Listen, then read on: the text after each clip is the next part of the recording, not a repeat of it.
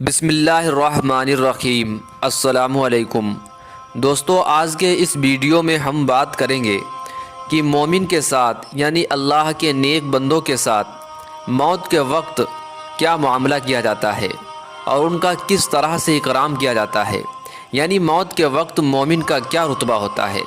اس لیے اس ویڈیو کو پورا دیکھیں۔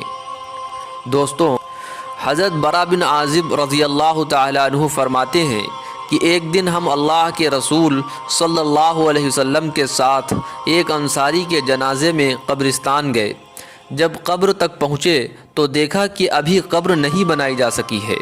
اس وجہ سے نبی کریم صلی اللہ علیہ وسلم بیٹھ گئے اور ہم بھی آپ کے آس پاس ادب کے ساتھ اس طرح بیٹھ گئے جیسے ہمارے سروں پر پرندے بیٹھے ہیں۔ اللہ کے رسول صلی اللہ علیہ وسلم کے مبارک ہاتھ میں ایک لکڑی تھی جس سے زمین کرید رہے تھے۔ آپ نے مبارک سر اٹھا کر فرمایا کہ قبر کے عذاب سے پناہ مانگو۔ 2 یا 3 بار یہی فرمایا۔ پھر فرمایا کہ بے شک جب مومن بندہ دنیا سے جانے اور آخرت کا رخ کرنے کو ہوتا ہے تو اس کی طرف آسمان سے فرشتے آتے ہیں جن کے سفید چہرے سورج کی طرح روشن ہوتے ہیں۔ ان کے ساتھ جنتی کفن ہوتے ہیں اور جنت کی خوشبو ہوتی ہے۔ یہ فرشتے اتنے ہوتے ہیں کہ جہاں تک اس کی نظر پہنچے وہاں تک بیٹھ جاتے ہیں۔ پھر حضرت ملک الموت علیہ السلام یعنی موت کا فرشتہ تشریف لاتے ہیں، یہاں تک کہ ان کے پاس بیٹھ جاتے ہیں اور فرماتے ہیں کہ اے پاک روح، اللہ کی مغفرت اور اس کی رضامندی کی طرف نکل کر چل۔ چنانچہ اس کی روح اس طرح آسانی سے نکل آتی ہے جیسے کہ آٹے سے بال نکل آتا ہے، تو اسے حضرت ملک الموت علیہ السلام لے لیتے ہیں۔ ان کے ہاتھ میں لیتے ہی دوسرے فرشتے جو دور تک بیٹھے ہوتے ہیں پل بھر بھی ان کے ہاتھ میں نہیں چھوڑتے، یہاں تک کہ اسے لے کر اسی کفن اور خوشبو میں رکھ کر آسمان کی طرف چل دیتے ہیں۔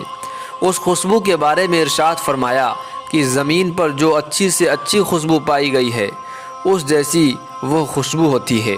پھر فرمایا کہ اس روح کو لے کر فرشتے آسمان کی طرف چڑھنے لگتے ہیں اور فرشتوں کی جس ٹولی پر بھی ان کا گزر ہوتا ہے وہ کہتے ہیں کہ یہ کون پاک روح ہے۔ وہ اس کا اچھے سے اچھا نام لے کر جواب دیتے ہیں جس سے دنیا میں بلایا جاتا تھا کہ فلاں کا بیٹا فلاں ہے۔ اسی طرح پہلے آسمان تک پہنچ جاتے ہیں اور آسمان کا دروازہ کھولنے کے لیے کہتے ہیں اور آسمان کا دروازہ کھول دیا جاتا ہے اور وہ اس روح کو لے کر اوپر چلے جاتے ہیں، یہاں تک کہ 7ویں آسمان پر پہنچ جاتے ہیں۔ ہر آسمان کے قریبی فرشتے دوسرے آسمان تک اسے ودا کرتے ہیں۔ جب 7ویں آسمان تک پہنچ جاتے ہیں تو اللہ تعالیٰ فرماتے ہیں کہ میرے بندے کو نیکوں کے دفتر میں لکھ دو اور اسے زمین پر واپس لے جاؤ، کیونکہ میں نے انسان کو زمین ہی سے پیدا کیا ہے اور اسی میں لوٹا دوں گا اور اسی سے ان کو دوبارہ نکال لوں گا۔ چنانچہ اس کی روح اس کے جسم میں واپس کر دی جاتی ہے۔ اس کے بعد 2 فرشتے منکر نکیر اس کے پاس آتے ہیں جو آ کر اسے بٹھاتے ہیں اور اس سے سوال کرتے ہیں کہ تیرا رب کون ہے؟ وہ جواب دیتا ہے میرا رب اللہ ہے۔ پھر اس سے پوچھتے ہیں کہ تیرا دین کیا ہے؟ وہ جواب دیتا ہے میرا دین اسلام ہے۔ پھر اس سے پوچھتے ہیں کہ یہ کون صاحب ہیں جو تمہارے اندر بھیجے گئے؟ وہ کہتا ہے کہ وہ اللہ کے رسول صلی اللہ علیہ وسلم ہیں۔ اس کے بعد ایک منادی آواز دینے والا آسمان سے آواز دیتا ہے جو اللہ کا منادی ہے کہ میرے بندے نے سچ کہا، سو اس کے لیے جنت کے بچھونے بچھا دو اور اس کو جنت کے کپڑے پہنا دو اور اس کے لیے جنت کی طرف دروازہ کھول دو۔ چنانچہ جنت کا دروازہ کھول دیا جاتا ہے جس کے ذریعے جنت کا آرام اور خوشبو بھیتر آتی رہتی ہے اور اس کی قبر اتنی پھیلا دی جاتی ہے جہاں تک کہ اس کی نظر پہنچے۔ اس کے بعد بہت ہی خوبصورت چہرے والا، بہترین کپڑوں والا اور پاک خوشبو والا ایک آدمی اس کے پاس آ کر کہتا ہے کہ خوشی کی چیزوں کی خوشخبری سن لے، یہ تیرا وہ دن ہے جس کا تم سے وعدہ کیا جاتا تھا۔ وہ کہتا ہے تم کون ہو؟ تمہارا چہرہ سچ میں چہرہ کہنے کے قابل ہے اور اس قابل ہے کہ اچھی خبر لائے۔ وہ کہتا ہے میں تیرا بھلا عمل ہوں۔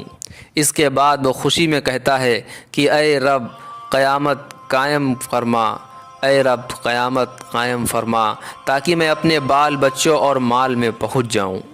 دوستو، اگر ہم بھی چاہتے ہیں کہ ہمارے ساتھ بھی موت کے وقت اور موت کے بعد اسی طرح کا سلوک ہو، تو ہم بھی اللہ کو راضی کرنے والے اعمال میں لگ جائیں۔ اللہ سے دعا ہے کہ اللہ ہم سب کو آخرت کی تیاری کی توفیق نصیب فرمائے۔ دوستو، ویڈیو اچھا لگا ہے تو لائک اور شیئر ضرور کر دیں۔ اسی طرح کے اسلامک ویڈیوز کے لیے ہمارے چینل پیغام ٹی وی کو ضرور سبسکرائب کر لیں۔ السلام علیکم ورحمۃ اللہ وبرکاتہ۔